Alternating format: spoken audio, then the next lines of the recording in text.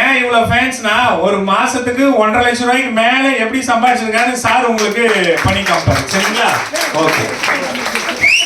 Training தான் இருக்கணும். Good morning. ஆக்சுவலாக எனக்கு வந்து பார்த்தீங்கன்னா ஒரு விஷயம் நான் வருது.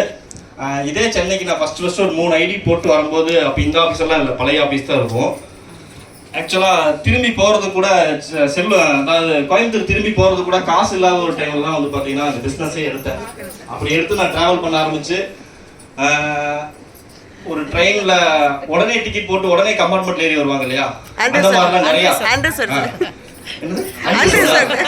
ஏறி உட்கார சீட்டு கூட கிடைக்காம அந்த பாத்ரூம் சைட்லாம் உட்காந்து வந்து பார்த்தீங்கன்னா நிறைய எஜுகேஷன் ட்ரைனிங் அட்டன் பண்ணிக்கிறேன். அதுக்கப்புறம் கொஞ்சம் காசு சம்பாதிச்சதுக்கப்புறம் வந்து பார்த்தீங்க அப்படின்னா புக் பண்ணி வந்தீங்க ட்ரெயின் டிக்கெட்டை லைவாக வந்து பார்த்தீங்கன்னா ரிசர்வேஷன் பண்ணி வந்திருக்கிறேன். அதுக்கப்புறம் பஸ்ஸில் பர்த்தில் போட்டு வந்திருக்கிறேன். ஒரு 6 வருஷம் கழிச்சு திரும்பி பார்க்கும்போது இன்னைக்கு சென்னையில் இதே மீட்டிங் காலில் என்னோட சொந்தமாக என்னோட 10 லட்ச ரூபா 15 லட்ச ரூபா கார் வந்து பார்த்தீங்கன்னா ஒரு 16 லட்ச ரூபா கடனில் வரும்போது தான் உள்ள வந்தேன். இது இஸ்மா மேடம் வந்து எல்லாத்துக்குமே நல்லா தெரியும். 16 லட்ச ரூபா கடனில் உள்ள வந்தேன்.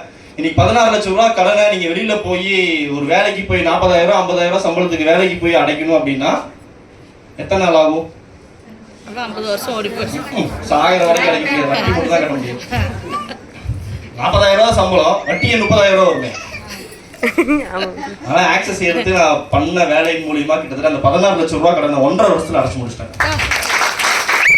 அப்புறம் வந்து பாத்தீங்கன்னா அப்படின்னா ஒரு 25 சென்ட்டுக்கு மேல இங்க சொல்லுவாங்க இல்லையா, 5 கிரவுண்டுக்கு மேல இடம் வாங்கி போட்டிருக்கிறேன். என் பொண்டாட்டி குழந்தைகளுக்கெல்லாம் வந்து பாத்தீங்கன்னா ஒரு 45 பவுனுக்கு மேல நகை சேர்த்திருக்கிறேன்.